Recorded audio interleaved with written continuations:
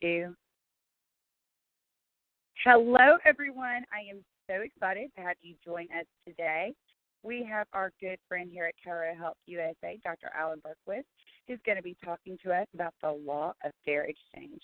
I would be lying if I didn't tell you that I have been so excited about this topic of discussion since Dr. Bergquist sent me over his title and the description for this webinar, because it addresses such a huge area of chiropractic practice, one that we get so many questions about.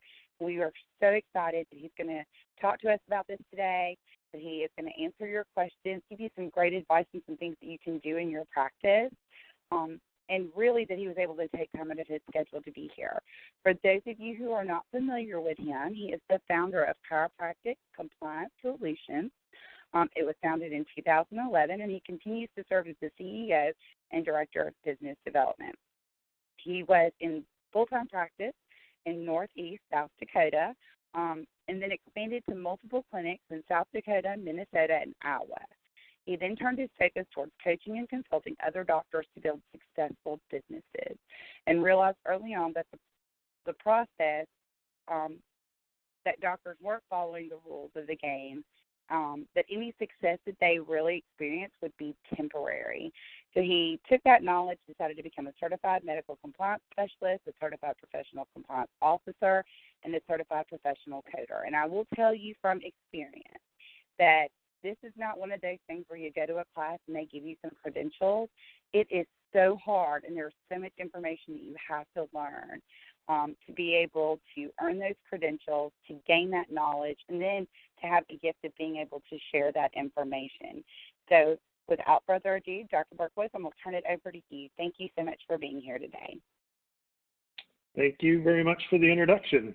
And just so everybody knows, I've sat on enough of these, and I've been just an observer on enough webinars that I realize after about 30 minutes, people start to fade, or maybe it's just me, but I start to fade. So I try to keep this under 30 minutes or around 30 minutes if I can all but help it, maybe even a little shy of that, and then we'll answer some questions as well. But before I get into kind of what I'm referring to as the law of fair exchange, I want to talk a little bit more about, and she did gave me probably a better review than she needed to or should have in terms of what my past history is. But I think it's really important to go through that. As this slide shows, I'm not only involved in compliance, I'm also involved in billing. I'm the CEO of Core Solution Billing and Compliance, and we provide outsourced billing services to chiropractors across the country with a specific expertise in ChiroTouch and a couple other proprietary softwares, and now we're growing into others. But ChiroTouch is probably our main focus. And as she said, I've taught compliance all over the country, and why any of that matters. And the certifications, maybe don't matter, and nobody necessarily cares about those. But I think if you go backwards into my history, what is important, that prior to, I think people look at compliance and even billing as like, kind of these things that are out there that are maybe even a little bit out of touch with the day-to-day challenges and the day-to-day realities of really trying to build a profitable business, to serve a lot of people in a limited amount of time, and to deal with the day-to-day challenges. And if you go kind of back in my history, I haven't been just in compliance and billing. I've done the consulting to grow super successful practices and multi-clinic operations, and I've done that myself as well. And I've been in every part, in every role in these clinics as well, mainly so I knew where people were coming from. So, and again, I say that not to try to impress you or put myself on a pedestal, but to know that I'm in the trenches with you, and I've been in the trenches with you, and I know where you are. It doesn't matter what your role is, whether you're the front desk, the billing person, the doctor. I don't know who all we have on this call, but I've been where you are, and I empathize with your challenges. If you're working accounts receivable and you say, yeah, but you don't know how hard it is to get the right answers from insurance carriers. Yes, I do. I've done it. I get it. But you don't know how long I've got to hold on the phone for the VA to answer. Yeah, I've done it. Yes, I do. Sometimes it's 2 hours and sometimes it's 6. Or you don't know what it's like to try to get patients to pay. Yes, I do. And the thing I know about that is they will pay. So know that if you're feeling some pain with the changes that are happening over the last 5-10 years, I get it.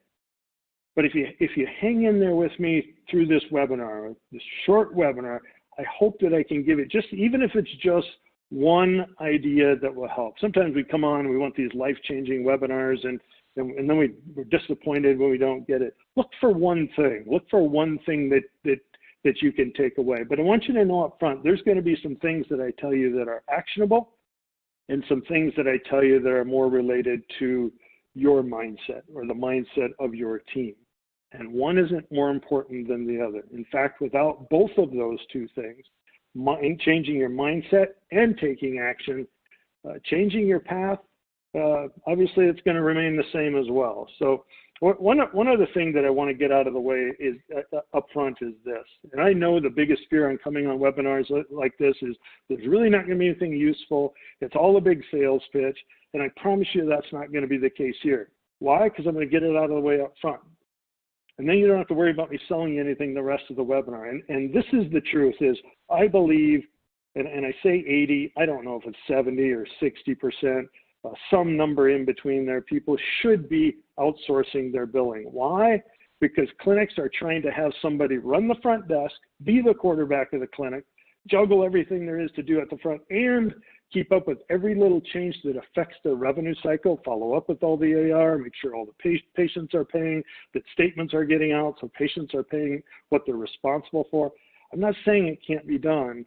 I'm saying it's rare that it can be done and nearly impossible to do it at the same time that you're trying to ramp up and grow and educate the community and serve more people. You know, and there's certain ranges of volume as you get up into $40,000, $50,000 a month in collection. Yeah, there's points in there that it might make financial sense to do it if you have the right person with the right knowledge and the right desire to learn and the right longevity. It makes sense. Anything less than that, it doesn't even make financial sense. Focus on serving and educating people.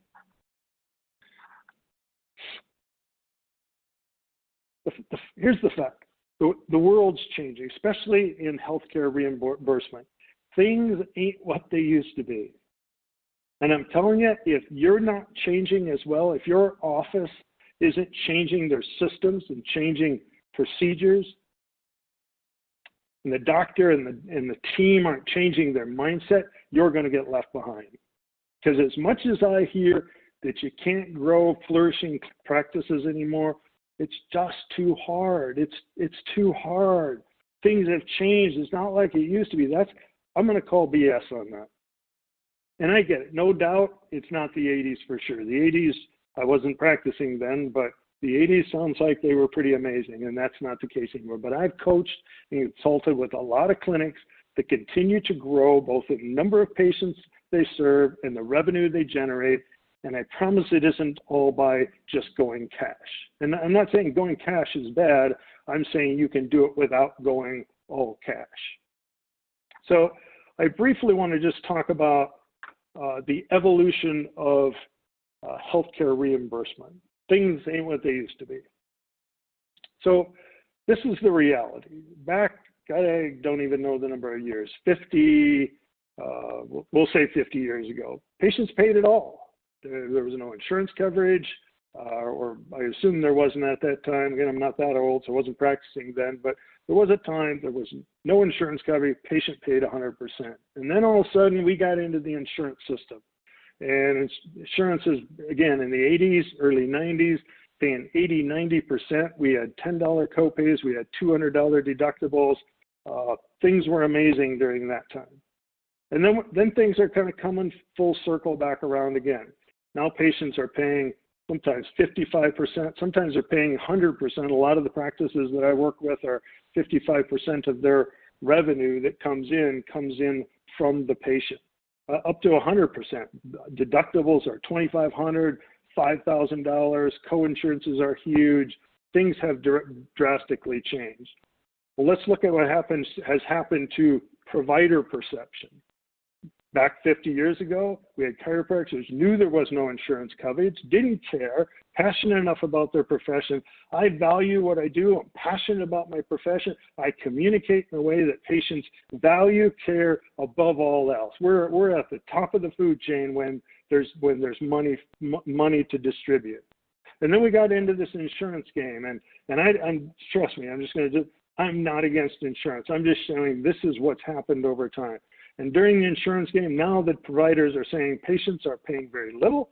It's amazing. They just come if I tell them to, so I can just tell them what to do, and they're going to do it. And ultimately, if I collect that last 10% or not, it may or may not matter that much. And now we're around to the full circle, and suddenly it's, oh my God, patients no longer value care. They don't want to pay out of their pocket for anything anymore than they're absolutely required to get them out of crisis at most. And if I try to tell them, God forbid, I try to tell them what they owe up front, or I send them a statement, or I collect over the counter, they're going to quit.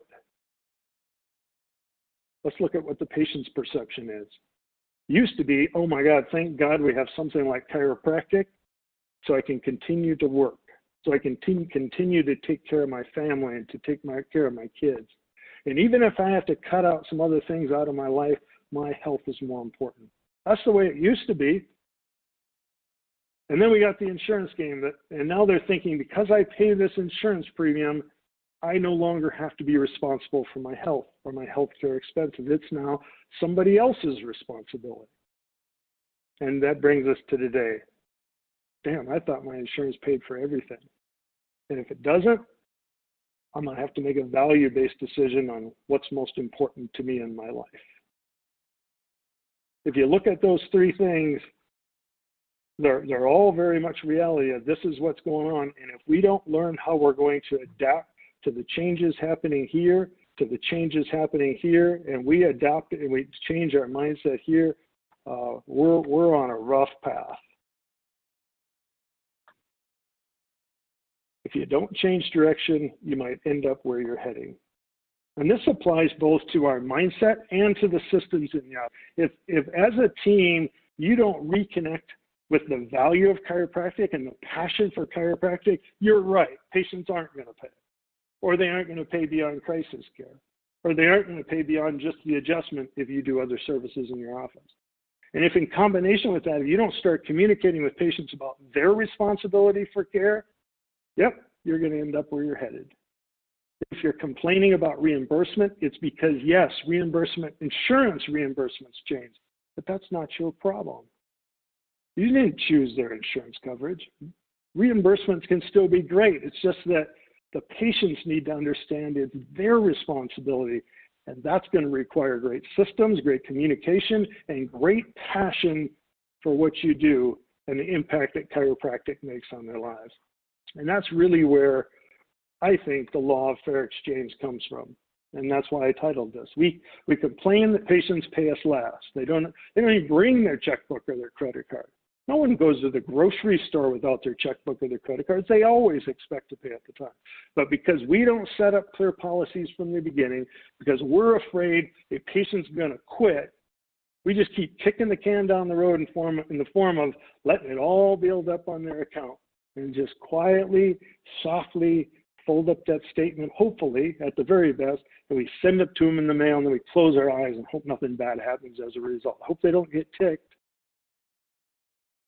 The law of fair exchange says, I as a doctor, I as a front desk, I as a billing person therapist, I highly value the services that I provide and the impact that they have, and I expect to be compensated at the time of services unless I have a reason to believe that someone else might be paying. PI, work comp, certain insurance policies. And then from the patient's perspective on that law of fair exchange, I value my health, my mobility, my ability to be a great parent, a great teacher, a great business person. And because I do, I value the care that you provide, and I happily and willingly pay for those services and would expect nothing less. That's the law of fair exchange. And no doubt, not everyone fits into that hypothetical model, but it's your responsibility to create the environment and the systems and the patient experience that moves them in that direction.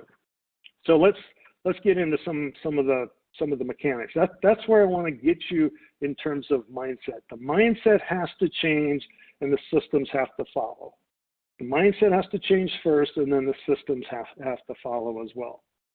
So this is a diagram of the revenue cycle, and we're gonna take a little trip around the patch, so to speak, around the entire thing, and we're going to talk about some ways where you can make a difference. And we'll start up here on the top with the new patient phone call. One thing that I want you to remember is that if a patient has an insurance carrier they want to send claims to, that's great. But it's not our responsibility. They pay a certain amount for a certain amount of coverage, and that contract is between the patient and their insurance carrier. And this is where it gets all confused, because sometimes it gets to be, I was actually talking to somebody earlier today, and we were discussing a situation she had with a bill from 2 years ago that was supposed to be covered, and suddenly 2 years later they're deciding it's not. And even for her, it was that understanding of, this isn't a three-way situation, a relationship. This is a contract between patient and insurance carrier. We're just there to help out. But sometimes in our desire to help out by doing insurance verifications, by sending their claims, by calling on the follow-up, we insert ourselves into that relationship, and it comes back to bite us. We need to make sure that we're effectively in communicating and reminding them that anything we do with their insurance is a courtesy, a favor to them. And I think we should. I'm not one who pushes cash practices and let them deal with it on their own. It is complicated, and I think it's a great service we provide to the patient, a great courtesy that we provide to the patient by taking some of that complication off of them. But we don't take ownership of the relationship. We don't take ownership of a relationship that's out of our control. And here's one way to do it. We're making that at the end of that new patient phone call, and this is something you might want to write down. And this is one place to do it, and then I'll give you some potential practice management reasons why you could do it a little bit later. But if you decided to do it on the new patient phone call, you get them scheduled first, get them on a time, it's locked down, and at the very end, Mrs. Smith, will you be sending any of these charges to insurance? And great, if you bring your card along, we'll make a copy of it when we get there. And I would suggest, this is the important part, I would suggest that you contact them as well to get an understanding of what your responsibility will be based on your coverage and where you're at on your deductible. You know, some, as I said, some practice management, and you know, I can agree and disagree that maybe you don't want to do that up front. Maybe that's going to turn people away because they don't necessarily understand the value yet, and they're making a price decision before they've ever. It's going to depend on how well you do a report of findings. If you don't do a good report of findings that really communicates value with a great financial report, you might as well do it up front. You might as well set the stage before they get there. But if you do a great report of findings where you really show them the value of chiropractic care and the importance of the care plan that you're going to present, then I'll show you a little different place to put it here in just a second. So now the patient is in our office. We get all their information, we take a copy of their insurance card, and now we do our insurance verification. And I can't tell you enough how important this is. Certainly as a new patient, but it changes, and it changes faster now than it ever has. It changes for sure annually. You get into some Medicaid programs, and some of those change monthly. And you need to know how often they're changing so you can deal with them, and you're doing it on a frequent basis. But without an effective eligibility check, we have no choice but to do exactly what I told you not to do, which is let it all pile up on the patient statement and send it to them after the fact. And here's the other place that we can add it in. As we're communicating with the patient of, we're taking their insurance card, Mrs. Smith, we're going to be performing a courtesy call to your insurance company on your behalf to determine what benefits you may or may not have. But I'd encourage you to do the same. Ultimately, the contract's between you and the carrier, and sometimes they give you a little different information than they provide us. So that's another way to make sure that the patient knows this is between the two of you. And I emphasize that more because I think twice or 3 times in the last 10 days, I've had clinic calls saying, what do I do? Because we did an insurance verification. We documented who we spoke to, We documented their badge number. We documented what they told us, and they said it was covered. And now all of a sudden they changed their mind and it's not covered, and the patient owes us $1,500, and they're pissed. Unfortunately, they're not just ticked at the insurance company, they're ticked at us because we're in the relationship, because we put ourselves in the middle. And there is no way out of that. And if we don't figure it out and we don't get the insurance company, ultimately we lost the patient. We gave the patient a great experience. We gave them great results. They reached the healthcare goals that they set out to reach. And now there we sit with the patient who will never come back because they feel we screwed up on their insurance. Make sure the patient owns their own relationship.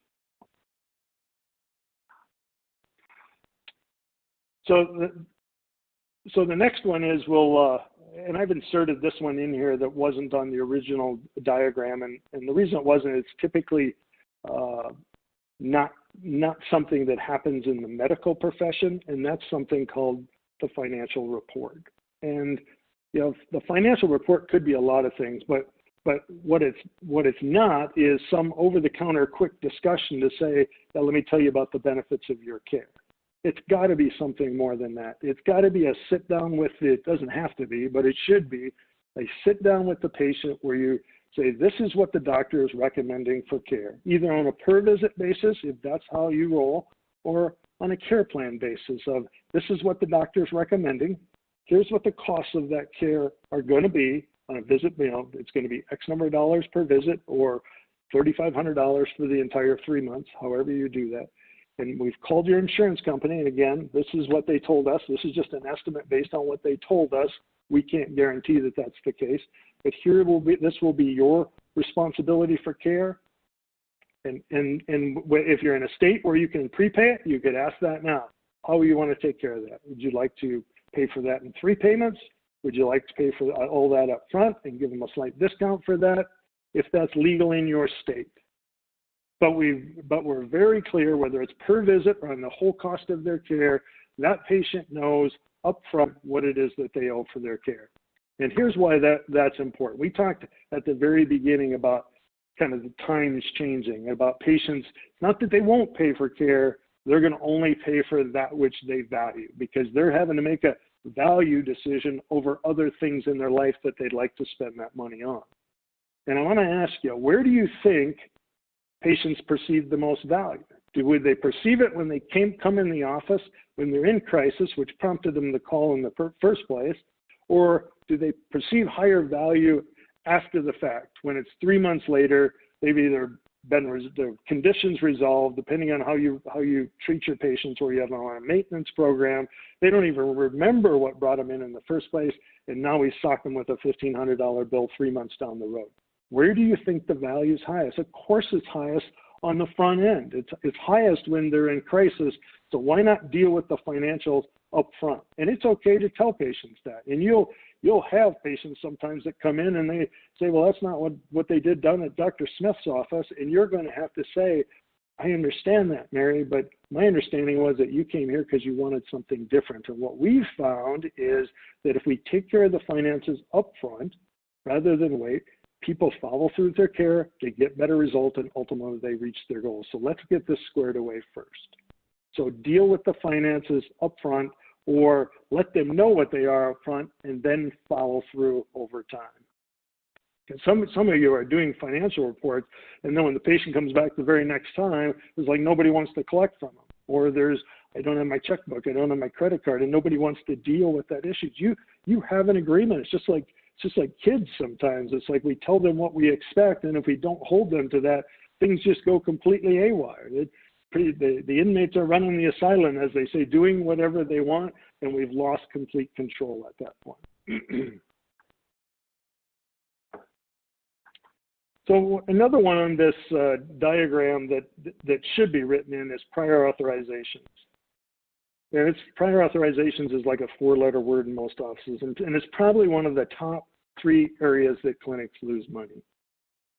And the reason I say that is doctors are horrible at paperwork.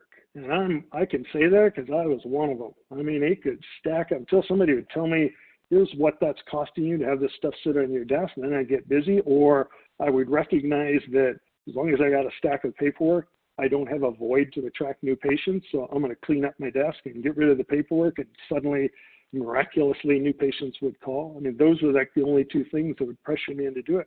But prior authorizations, one, we got to know from the insurance verification up front when we need to do them.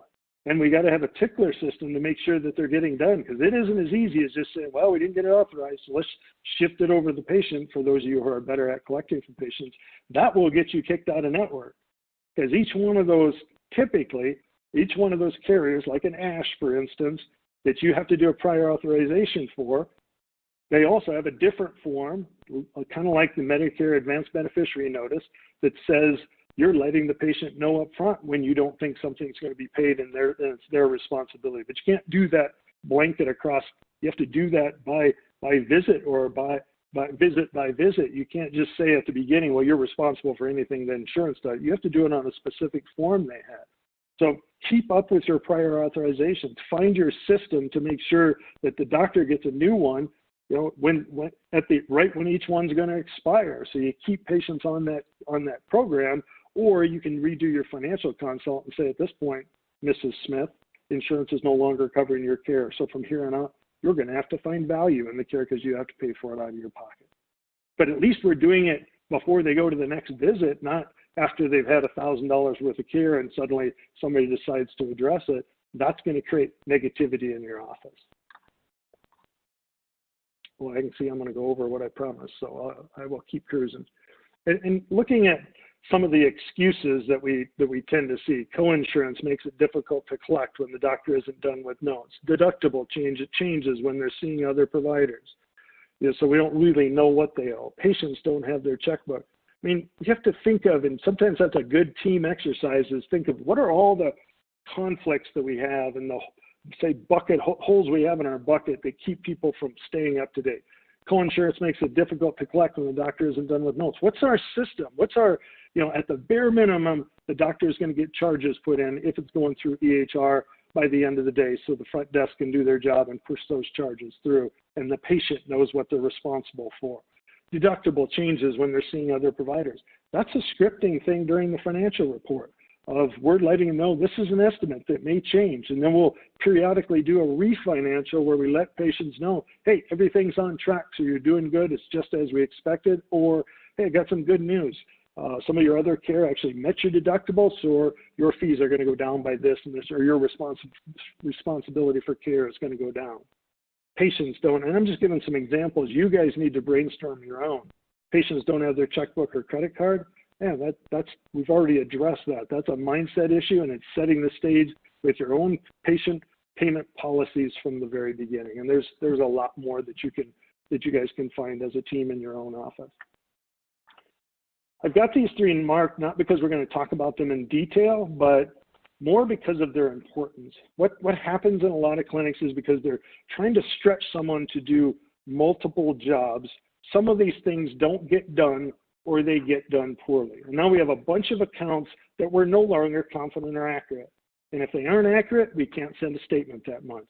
And then it becomes another month, and it becomes more accounts. And pretty soon we either aren't sending statements at all, or we're sending some one-off statements because we're not confident on the majority of them. This is killing chiropractic, and it's the primary reason I got into the billing side of this industry in the first place. My passion has always been to help clinics grow, but I found there were clinics that I was coaching that were such a mess in this area.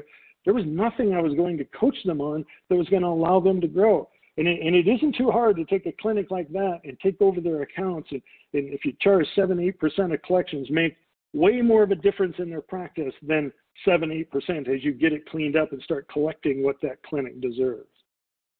So these three things, you need to have a handle on it, and it needs to be done consistently, and it needs to be done accurately and continuously. Patient posting typically gets done. It's the working the rest of it that tends to take time, and it's not easy, and that's why it falls off. So not only do you lose the insurance portion, you also lost the patient portion because you don't know for sure what they owe. And obviously the last step in the process is patient statements themselves. And this would include not just the statement, but what is the process when they don't pay? So they comes around to the next statement, What are you going to do then? And it needs to be consistent, and we need to keep the doctors out of it. I was horrible in this department. I don't know if it was a poverty complex at the time or what it was, but I wanted to cut a deal for everybody because I felt bad. It was the giving spirit that puts us into a healing profession in the first place. I had team members who are much better at this, and when they take over your accounts and they do the same thing consistently with every account in your office, the process works. The statement, they come to send out the second statement, and we stamp it with past due. 10 days from that, we haven't heard from them, we send the first letter. 10 days from that, we haven't heard from them, we send another letter, and after that it goes into collections because we're now 90 days after we started to collect it. Some kind of process like that actually gets done consistently. And I actually believe that a lot of this can be taken care of at the front desk. Once the statement's ready, but it's not just the statement, but once we know what the patient owes, we can start asking for, why would you take an active care patient and send them a statement in the mail? They're coming in at least every 30 days. Why would you send them a statement in the mail? Why not just ask them for it when they come into the office? Do you think you're going to get paid faster when you're asking them face-to-face or when you send them a quiet envelope in the mail? Of course you're going to get it face-to-face. Mrs. Smith, your responsibility for your day is $25, cash, check, or credit. Once they commit, and this came from Elizabeth Woodcock. She speaks across the country, and if you don't get any, I thought this was brilliant. Maybe you won't be as excited about it as I am, but I thought this was brilliant. Once I have the credit card in hand for that $25, oh, Mrs. Smith, it actually looks like you have a small balance that's going out on this month's statement of $200. To make it easier for all, I'll just go ahead and put that on here as well. Is that okay? It's a credit card. 99% of the time, they're going to say, okay, even with a check. 75%, I don't know what the percentage is, but a high percentage of the time, they're going to say yes. So put those statement balances for patients that are still coming into care at the front. Don't send them out. And I've seen, and I was actually helping fold some statements just to help catch up here in our billing company, and I'm looking and I'm seeing, I mean, it must have been $3,500 worth of care on this statement, and I looked at them, and they were all S8990s. S8990, for those of you who don't know what that is a wellness code, and we're sending it out on statements. They're coming every 2 weeks, and we're sending it out on their statement. Collect that money up front.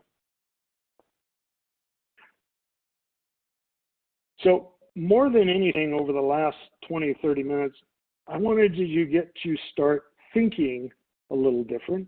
Do we lose our passion for chiropractic and how we communicate chiropractic? And are we tying that together with the value of what we do? And really internalizing the life-changing stuff that happens in our clinic and how valuable that is to these patients, but also wanted you to start looking for some little things that you could change or improve on that'll change how your patients view their responsibility in the fair exchange process. So let's just run through this one more time. We clearly communicate up front with the patient about who the relationship is with between the patient and their insurance company. We dig in and we perform a thorough insurance verification, and we document it, who we called, what they said, what their badge number is. Everything is documented. We perform a detailed financial consultation. We let the patient know with great confidence that this is what your care is going to cost. And we know that even if that's $3,500 or $5,000, that it's freaking worth it. And everybody on the team knows that. And that's what makes a great financial consult.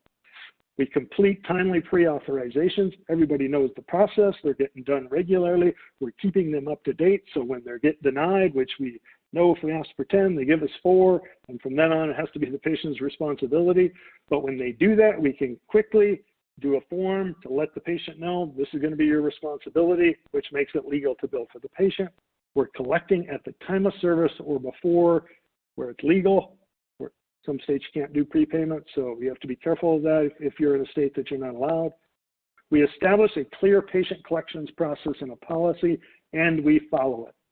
And we don't send statements to active patients. We collect those at the time of service.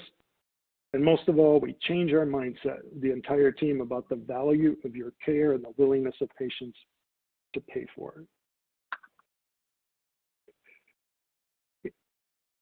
That covers most of this wheel. We skipped a couple things. I will say at the end here, if you're having trouble with this part and this is keeping you from doing a good job of collecting from your patients, I've had my name and phone number on most of those slides, or email and phone number. Hopefully you've written that down. When we do billing for people, you can cut this pie about in half. This is what the clinic does. They get the charges in, the codes in, the documentation's done, the insurance verification is done, and we take over the rest and make sure everything gets followed up on, it gets appealed, it gets worked, it gets beat up, and then ultimately we collect from the patient, which is the way it should be. So you can contact me if you have a need for a service like that, and we can take a look and see if it's a right fit. So let me take a look and see what questions there are. If you notice a patient about to walk out without paying their portion, what is the best way to call their attention before they leave without paying? I think it is as simple as saying, Mrs. Smith, we need to take care of your charges for today. Bring them back, and if they say, well, I don't have my wallet, then I think it is important to say, maybe once you're going to let them go, and the second time, I would do a little bit of a mini financial with them. I would set them aside in a room and say, we just wanted to remind you of the policies here. It's really important that we get this taken care of, either before or at the time of service, like we agreed upon. And let me tell you, this just isn't about us collecting. This is really about you. And you emphasize again of, here's why we find this important. It's because we know, and I guarantee that's the truth. I don't have any research with it, but I guarantee it's the truth that patients who are upfront about their finances, who take care of their finances, they value your care, they're better patients, they stay around longer, they get better results, and they refer better patients. Half the time the insurance company will tell them wrong info like Medicare. I agree, and there's not I don't have a great answer for that one because we know that to be true. And we've had everything from somebody not being allowed a free first visit, which you can do in Minnesota, but didn't allow it to Medicare, which you're not supposed to because that's inducement, and a Medicare rep say, well, they can't do that to you, that's discrimination. That's not discrimination. And sometimes you just have to be confident of what you know. And this comes up with Blue Cross not paying for maintenance care, where you'll have I remember somebody who worked with a union, and Blue Cross came and told the union it's 20 visits, no questions. We don't judge medical necessity or not. And then on the backside, we're left holding the bag for that. So in those cases, you just have to be confident of what you know to say, I understand what you're saying, and sometimes reps give the wrong answer. But what I know to be true is this. Your Blue Cross policy does not pay for wellness care because we've contacted them repeatedly and asked that. So we have to code it this way and can't send that into the insurance because they may pay it. And then ultimately 2 years they come back and they ask us for a check, and I have to come back to you for that. And that's not going to be a good thing for our relationship. How do you handle Medicare patients who only want to pay their $5 copay? I think this is a good one up front as well. When you know how do you handle so Medicare only pays for the office visit, and then they have a little 20% copay on that. But yet we're an office that wants to do supplements and therapy and x-ray, and none of that stuff is charged. This really, if you're dealing with this throughout the care, it means we missed something in the doctor missed something in the report of findings, because we might as well address that and be proactive so we're not giving away services. If they absolutely aren't going to pay and they don't want it, then don't provide it. Sometimes we soften it up at the front and we don't really address the financial part, and then we just start giving it to them, and then ultimately they don't want to pay and we end up writing it off. Well, we did a whole bunch of free work that we can't afford to be doing. Not to say some people don't need gratis. There's always people who need that from us, and we should provide it. But people get this idea that Medicare patients don't pay. We're all on a fixed income. So I don't even know what that statement means, but I do understand it. But Medicare patients can pay. A good chunk of my practice was Medicare. They paid for their x-rays. They paid full price for their exam and their therapies. They will pay, but it comes to how are we communicating the value of that in their care? How does that support the chiropractic adjustment? And what's going to happen if they don't do that? What's going to happen to their quality of life if they don't do that and they strictly rely on Medicare? That needs to be dealt with during the report of findings and somewhat backed up through the financial report of findings or the financial report, because if you're dealing with it down the road, you're in big trouble on a day-to-day basis if that's when we're communicating with that. Don't see any more questions. I'll give you 5 more seconds in case somebody's hacking one out there, or typing one.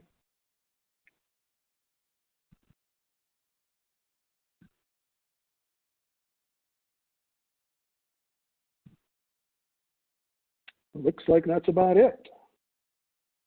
Well, thank you so much, Dr. Bergquist. And, the subject of patient finances and getting patients to pay is always such a touchy subject. But again, whenever you're talking about practice revenue, it is always a hot topic. So we cannot thank you enough for sharing your area of expertise with us and, giving them some great pointers today of things that they can integrate into their practice to increase the collections process.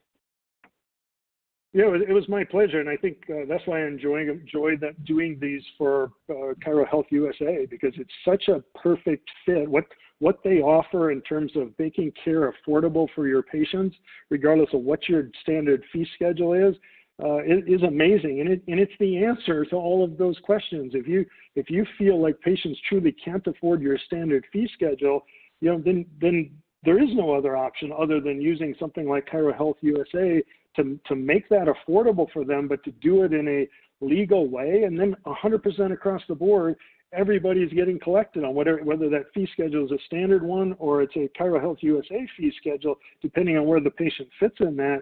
We can have hardline systems and policies rather than everybody that comes to the front desk has got a separate deal with everybody.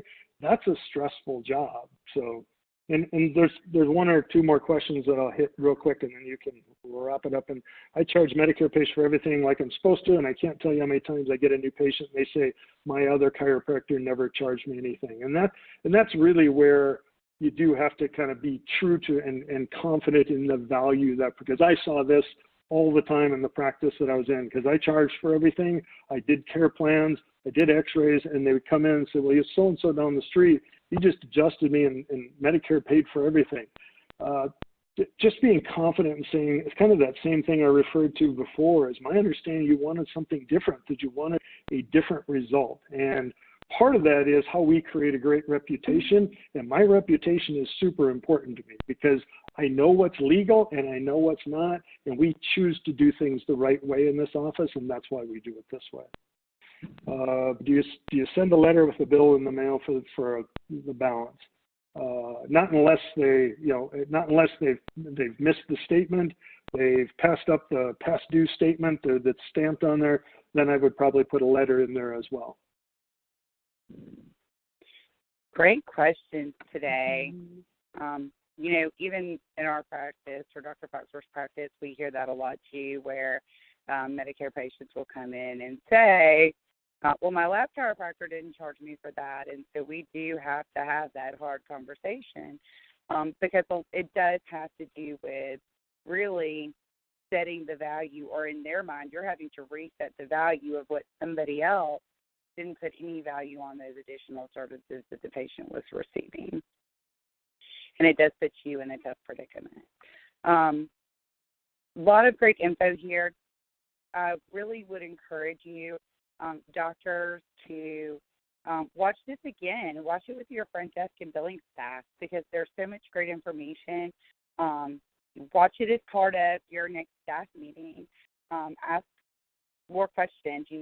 Dr. Bergquist did leave his email address here, drb@coresolutionsbilling.com. The webinar is going to be available for a year. If you hire new front desk and billing staff, let this be part of your training if this is some of the stuff that you want to implement and you want them to know why it is that you have these policies and procedures in place. I'm a firm believer that your staff, you will be able to have so much more effectiveness in integrating new procedures and processes and get better outcomes when they understand the why behind these changes.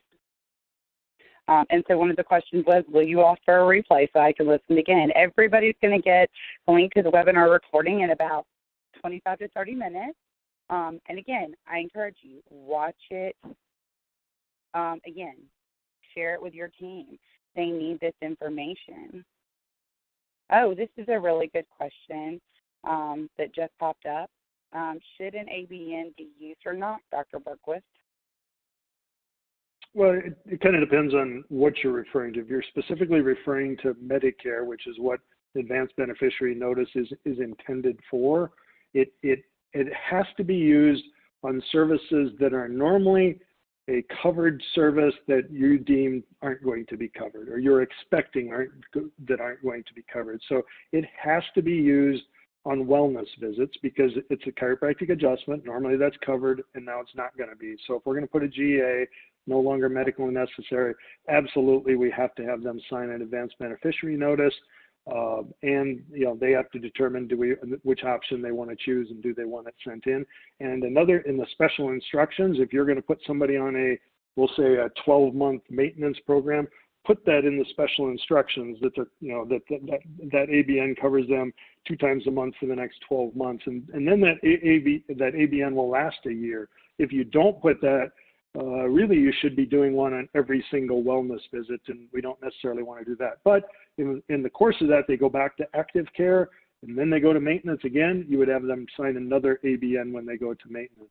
My personal belief on the ABN for non-covered, statutorily non-covered, which is everything but the office visits, chiropractic adjustment, is it says it's voluntary. So if it was me, I would do something on letterhead and say, here's the services that aren't covered by Medicare. I would have them sign it, not as a contract, but because some of them are 80 years old and may not remember doing that, we can always let them know, look, we talked about this at the beginning when you first started here. But according to the rules as they're written, if you do a voluntary ABN, and you truly do, you're not supposed to have the patient choose an option, and some places says you don't have them sign it. So my opinion was, why have them do this complicated looking form if they're not going to check the box and they're not going to sign it, and ultimately it's voluntary? That's why I recommend doing a piece of letterhead that just explains what services aren't covered. As far as any other carrier, follow the carrier guidelines. If you're doing Blue Cross, Wellmark of South Dakota and Iowa, they have very specific guidelines of all the steps they want you to take if you're going to charge the patient for non-covered services. So make sure whatever carrier you're referring to, that you're following what those carrier guidelines say. And I think that was a great question about the ABN. We just had a webinar on the ABN form about 2 weeks ago with Dr. Marty Kotler, and he absolutely agreed with Dr. Bergquist about putting that information on a piece of letterhead and having the patient sign it, saying that you did go over that information with them and letting them know that those were considered non-covered services, and only, again, using the ABN form for statutorily covered services that would not be covered because, again, they would be for maintenance care. And you can access that webinar on the ABN form on our website, ChiroHealthUSA.com. Click on webinars, and on the right-hand corner you'll see archived webinars, where this webinar will be located this afternoon, and every webinar that we have had for the last 12 months. So, Dr. Bergquist, I'm going to thank you again for taking time out of your busy schedule today to do this webinar. Your time is so valuable, and you are such a busy man, so we really do appreciate you being here today. Thank you for having me. It was a pleasure. And look forward to having Dr. Bergquist come back later again in 2018. A wealth of knowledge, and we would really like to, we're going to look at the calendar, see what works for his schedule, and see when we can get him back on here to share some more information with you today. Be sure that you fill out the webinar feedback form at the end of today's presentation. It does give you an option to let us know what other topics you would like us to cover. So please fill that out, because that is how I decide who's going to do the talking and what they're going to talk about. So I really rely on this and appreciate you taking a few minutes to fill that out. Next week, we have Dr. Mark Santa, who's going to talk to us about the 12 signs your practice is caught in the time warp and what to do about it. This is going to be a great webinar about marketing your practice and how things have changed so much, especially for you doctors who did have the privilege of practicing or starting your practice back in the Mercedes 80s. Lots has changed. The rules and the regulations have changed when it comes to advertising. I'm working on a presentation that I'm going to be doing in Florida next week, and I just read through pages and pages of their rules regarding advertising because I got sidetracked. My ADD kicked in, let's be honest. But it was so interesting. I kept reading about it, even though it had nothing to do with what I'm talking about in Florida. So I really encourage you to take the time, register, be on this webinar, have your staff, if they're involved in marketing and in the creative process for your practice, have them on this webinar as well. Register for it, and you will always get the link to the webinar recording. And as always, all webinars will be available on our website for 12 months. We're going to close the webinar, give you 10 minutes to have a potty break, take a deep breath before you jump back in and start treating your patients. Thank you again for participating in today's webinar, for being a part of our webinar series, and we look forward to seeing you again next week. Bye, everyone.